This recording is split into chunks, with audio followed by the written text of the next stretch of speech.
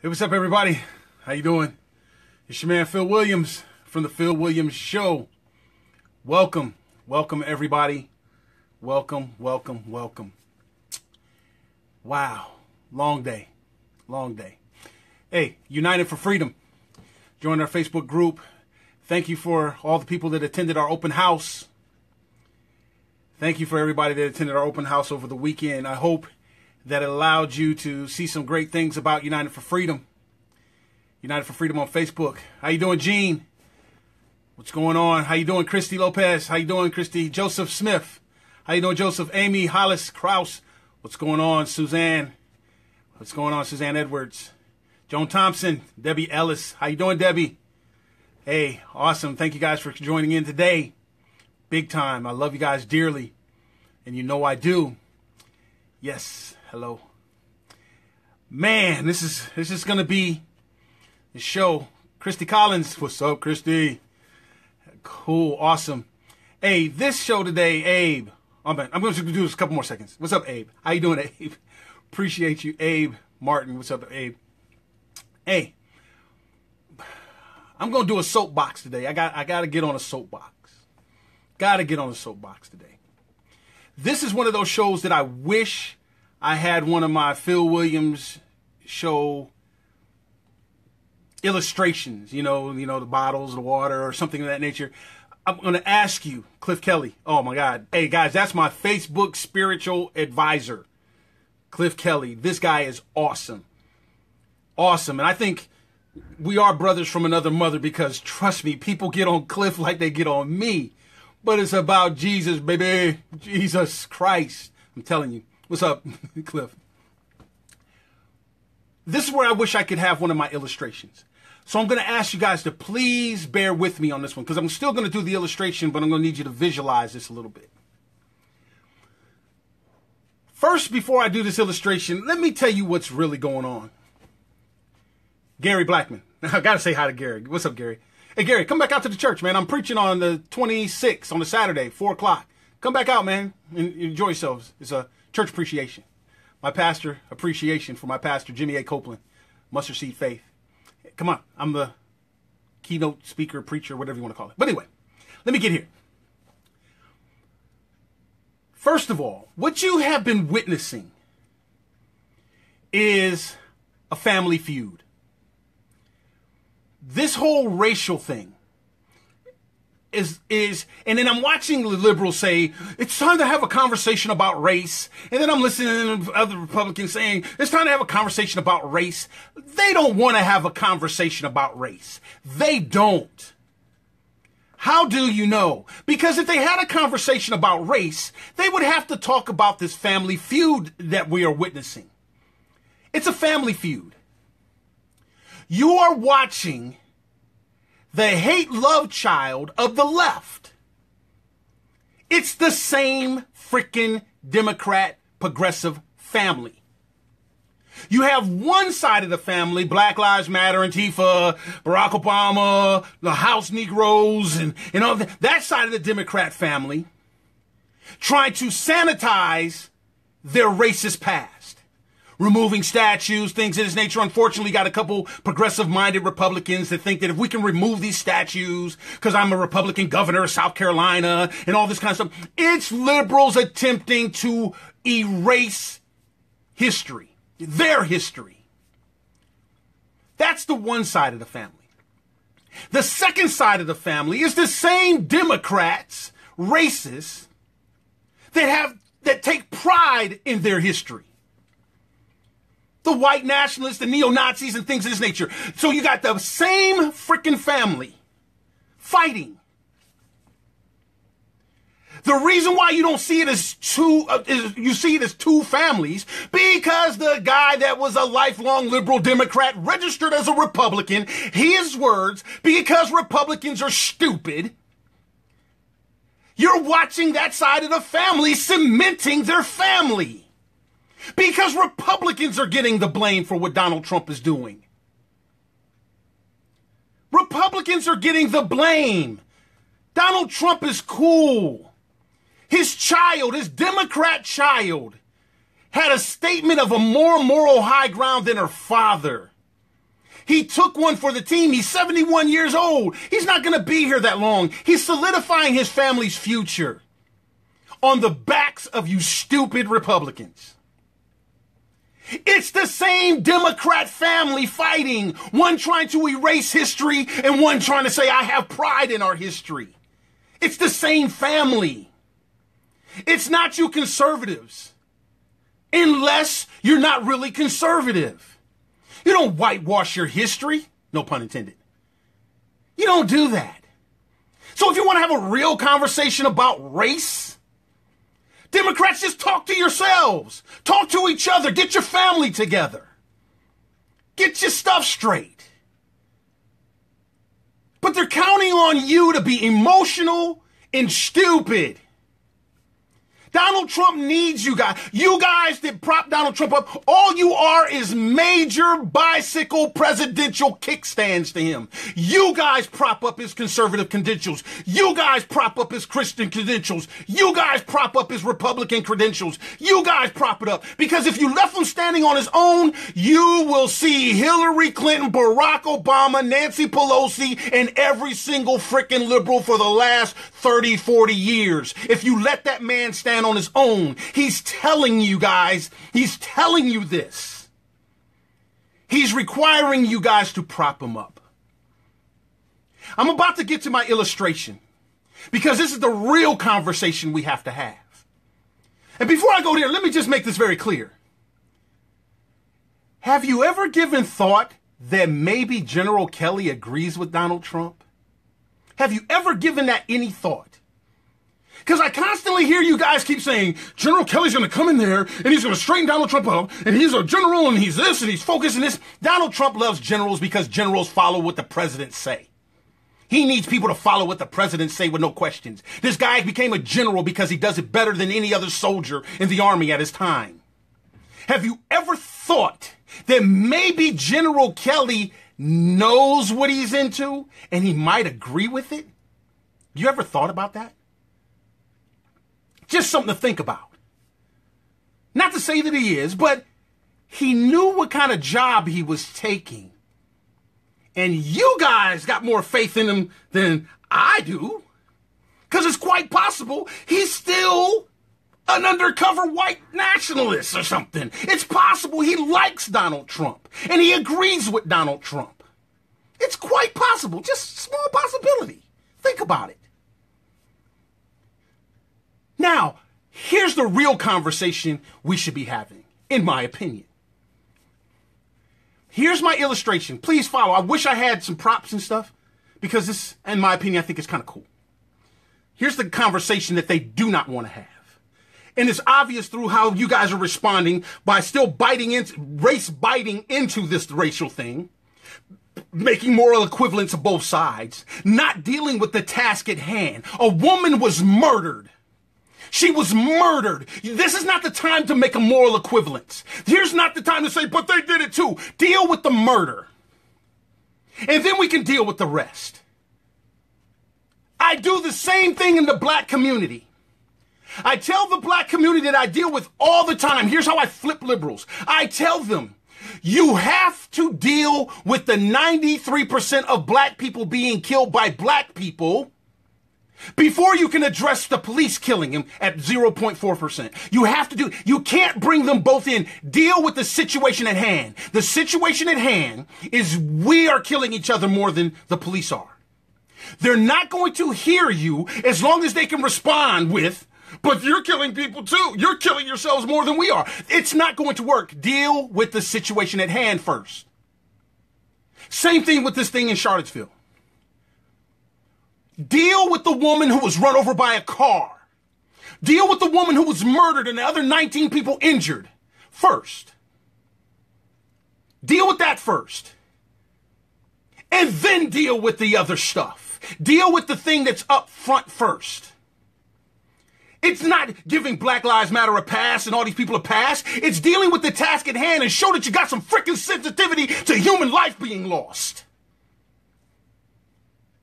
Show that you're a freaking human being first before you're a Republican or a Democrat. Show that first. And then we can deal with the other haters. Donald Trump is doing exactly what Hillary Clinton did with Benghazi. What difference does it make? Black Lives Matter. What difference does it make? It makes a hell of a difference. An American got mowed down in the street, and you want to talk about what Black Lives Matter was screaming a year ago? Come on. That's not defending Black Lives Matter. But Obama did it. Obama's not the president now. It's hate on all sides. Shut up. Here's my illustration. The real conversation. If you were to build a building, since we have a person that takes pride in building buildings, when you start to build your building, the first thing that you have to do is lay a foundation. Let's say we're going to build this building 100 stories in the air. Let's lay the foundation. If the foundation is 1/8 of an inch off, 1/8 of an inch, can't see it. If you put a level on it, the bubble is still in the middle, but it might be swayed to one side just a little bit. When you go to build this building 100 stories up, because the foundation is 1/8 of an inch off, when you start building, when you get to the 10th floor, you're going to notice that it's crooked. You're going to notice that the building is leaning a little bit, and you're going, that's not good. What do we have to do? We spent $1 million building this thing up. If we tear it all the way down, it's going to cost us time and money. I think if we can bring it down 5 floors and start building from there, we'll be okay. Saves us time and saves us money. So they tear the building down 5 floors. And they start building again. It gets up to 20 floors, and they notice it's crooked again. If they didn't tear it down at 10 floors, they're definitely not going to tear it all the way down at 20. And so some brilliant architect says, if we tear it down to the 15th floor and go from there, we'll be okay. They're going to do the same thing and notice it's crooked at 30, 40, 50, and they're going to try to tear it down 5 floors and tear it down 5 floors until it gets all the way to the 100th floor. They're going to keep tearing this thing down 5 floors to go up another 10 to have to tear it down another 5. How many times is that, people? They're going to have to tear it down a good 10 times just to get it to the 100th floor. Why? Because the foundation was crooked. The foundation was off. The conversation that most of us refuse to have is the conversation of our foundation. Our foundation is off. And we're too lazy and too economically conscious to tear the whole thing down and fix and address the foundation. The problem that we're having with race relations and any other relations is our relationship with God. Sin is the problem. Sin has no color. Sin has no statue. Sin is the problem. Because of sin, we've invented black and white. Because of sin, you're looking to man to make a moral equivalent when man's foundation is screwed up. You can't tear it down to Obama did it and then try to build it from there. It's going to get crooked again because it wasn't Obama's fault. It's sin's fault. You have allowed these same freaking liberals that's feuding right now over white power and black power. You're letting these same fools that took Jesus Christ out of our schools, that takes Jesus Christ and the Lord and God out of our conversations. This is the conversation we need to be having. Sin is the problem. Not black and white, Republican, Democrat. Sin. There is so much sin going on in America that Sodom and Gomorrah is asking God for a do-over. See, you think Sodom and Gomorrah was destroyed because of homosexuality? No, it was destroyed because sin was running rampant. Sin was comfortable and functioning at all levels. Lying, cheating, stealing, murdering, all that stuff was going crazy in Sodom and Gomorrah. And God destroyed it. Sin is the conversation that your freaking liberal CNNs and stuff won't have. Because they have to address that they took God out of things and tried to make themselves gods. Sin is the conversation that your church pastor wants you to vote for the lesser of two evils. He doesn't want to have that conversation. He doesn't want to tear it all the way down and fix the foundation of humanity, which is sin. Because then he has to address why he's dipping a till, sleeping with the choir member, and cheating on his wife. Sin is our problem, people. Why aren't we trying to have that conversation? This thing is not difficult. But we have to allow God to tear us down to the foundation, acknowledge that we're building it on a crooked foundation, and we're going to keep going through this until Jesus comes back. We're going to keep trying to tear it down 5 floors to fix the economy. No, sin, greed, all that stuff is why the economy is broke. How many child molesters do you have in your freaking neighborhood? That's on record. That's more dangerous to you than how many people from Black Lives Matter and how many people from neo-Nazi clans. How many people, child molesters, live within 1 mile of your house? Sin. It's sin, people. Why don't you have that conversation? I'm willing. But no, you're finding solemn and you're finding peace or anger and animosity, whatever it is you're finding that keeps you doing it, blaming somebody. There is a very, very thin line between white pride and white supremacy, black pride and black supremacy, white pride and white animosity. Black pride and black animosity is a very thin line. It's nothing wrong to be prideful. But why don't you take the color out of it like God did and be proud to be a human being? Why can't you find pride? Why does it have to have a color? Why, as me, a person of color, we got to deal with it because it's there. But can we go past 5 floors? Can we afford to tear this thing down to what it really is? Instead of you saying, Phil, you're just looking out for Obama and black. Well, how about this? Phil is not looking out for sin. Phil is not trying to perpetuate sin. Phil is trying to call sin out. But since it's quite possible that you don't believe that God is there and you might be an atheist or something like this, Phil tries to be as fair as he possibly can and deal with the situation at hand.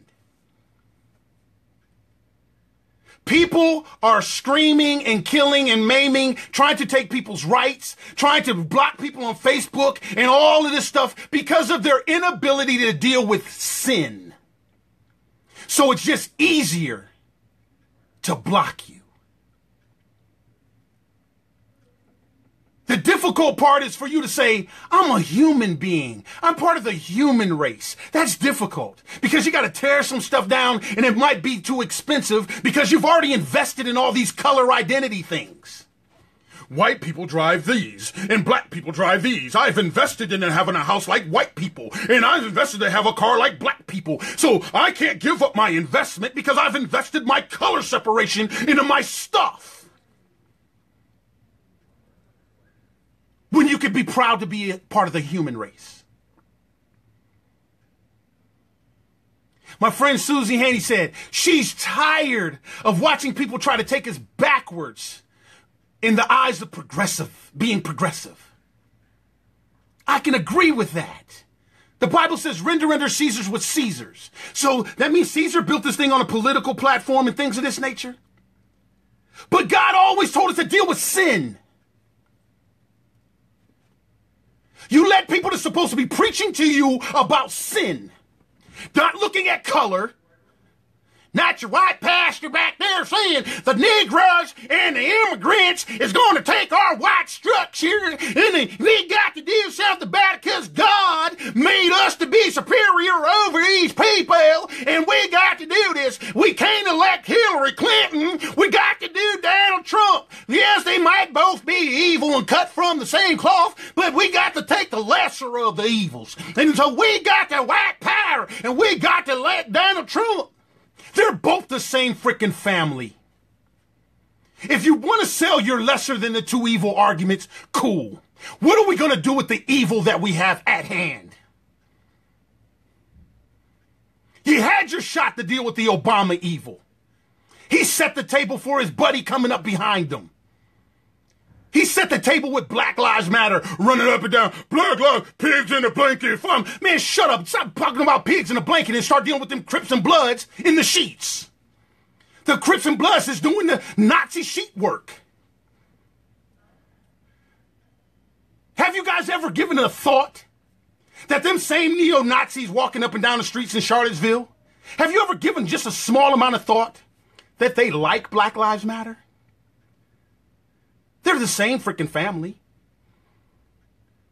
They love Black Lives Matter. If it wasn't for Black Lives Matter, they wouldn't matter. If it wasn't for Antifa, they wouldn't matter. Have you ever thought of that for a second? Just think about it. They're the same family. They both support Planned Parenthood. Yeah, you know, eugenicists, population control, keeping the white race pure, Margaret Sanger, abortions. They're both cool with it. Black Lives Matter is cool with turning a blind eye to all the gang members killing all the little black kids. Black Lives Matter is cool with turning a blind eye to all the abortion clinics chopping up all the little black kids. The Nazis and the white power people are happy with the black kids being chopped up in abortion clinics, happy with the black kids being shot up in the neighborhoods. Have you ever thought about it, people? You're witnessing a family feud. One trying to erase history and one trying to preserve it. But it's the same liberal, Democrat, progressive family. God is trying to get us to see how sin is running rampant. Not color. Sin. Evil. You're not fighting against powers and principalities. It's not flesh and blood, but it's powers and principalities of spiritual wickedness in high places. Sin is what we're fighting. Sin should be our focus. We can all agree. The only person that can't agree with sin being a problem is evil. Evil would hold sin as a virtue. Evil needs black, white. Evil needs rich, poor. What did God say? The poor will always be amongst you. What God is saying there is it will never be equal. Anybody that's screaming for everything to be equal is lying to you. The poor will always be amongst you. That means the poor in thought, the poor in riches, the poor in understanding of humanity, the poor in walking, the poor in sleeping, the poor in seeing, smelling, touching. The poor will always be here. Anybody trying to tell you that you can get rid of all the things that God said you can't get rid of is misleading you. You're emotionally voting for a Democrat that says, if you vote for me, we'll get rid of poverty. That's a lie from the pit of hell. God said the poor will always be here. Does that mean that we don't address it? No, that doesn't mean we don't address it, but we don't let somebody come and think that we can get rid of it. We deal with the situation at hand. There's a poor person right there. What do we do about it? What do we do about it? You don't elect somebody to do something about it. If a person needs some water, give them some water. If a person needs some food, give them some food. What are you waiting on another human being that God says falls short to come into the aid of somebody that you see? You don't know the power you have inside of you because you're too busy giving your power to somebody else. to prop you up. God made you powerful from the beginning. Sin jacked us up not from the beginning, but from the next step. Sin is what we got to tear our thoughts down to. We have to tear down these buildings we built up in our mind. Our black buildings, we got to tear them all the way down to the foundation and see that God didn't make things black and white. He made things about virtue and evil, good and evil. That's what God made things about. Sin. That white tower that you built up in your mind, you have to be able to tear that joker all the way down to the foundation. Not 5 floors down, not the last president, not the last election, not the last war we had, not the last this. Sin from the foundation. It's just showing right now in 2017 that the building is crooked. And it doesn't start getting fixed by removing statues. That doesn't address it. That's 5 floors, people. That's 5 floors. We got to tear this thing all the way down to the bottom. Sin. Sin gives that statue some kind of meaning. That statue should be able to stay outside, and you fighting sin takes the power away from that statue. Getting rid of the statue is not going to get rid of the sin. Hiding the statue in a museum is not going to get rid of the sin. You allowing yourself to get back to the person that God made you to be will get rid of the sin. It'll take the power away from the statue. That's the conversation we should be having. If we're having that conversation, trust me, we're not blocking as many people on Facebook. And if you are blocking them, it's because they are just evil. Sin is the conversation that none of these people that says, let's have a conversation. Sin is the conversation. Hey, just keeping it real, just doing my feel thing. It's not black and white. And for all you guys, resist the temptation to say, well, what about Obama? What about Bush? What about, man, tear the thing all the way down to the foundation, bruh.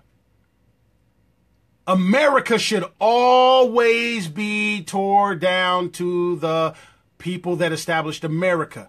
That's where pride in this country comes. Even if they made it black or white, then we don't stop there. We tear it down to sin where there is no color. And then we build America again.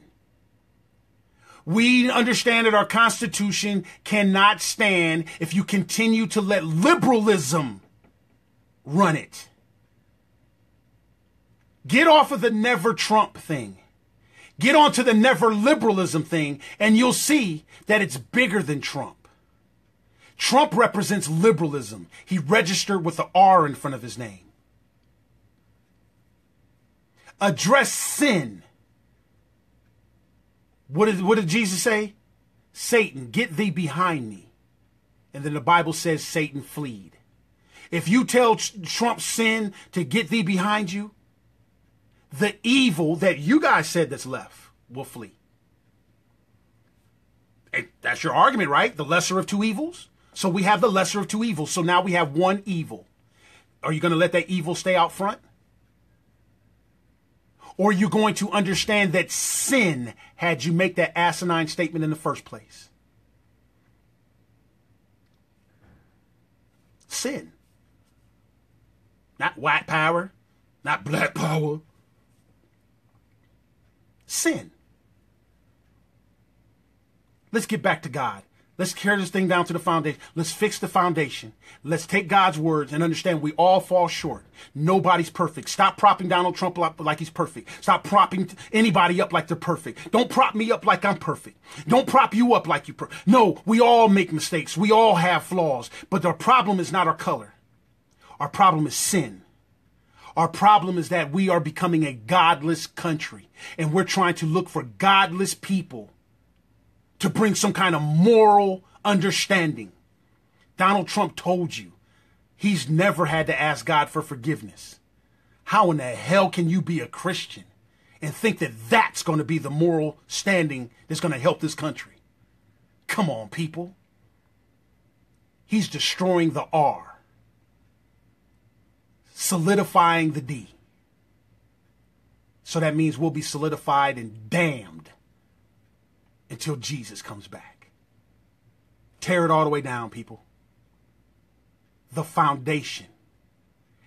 That's the conversation we should be having. Hey, I'm Phil Williams. Love you guys. Thank you for tuning in. Please share this video. God bless.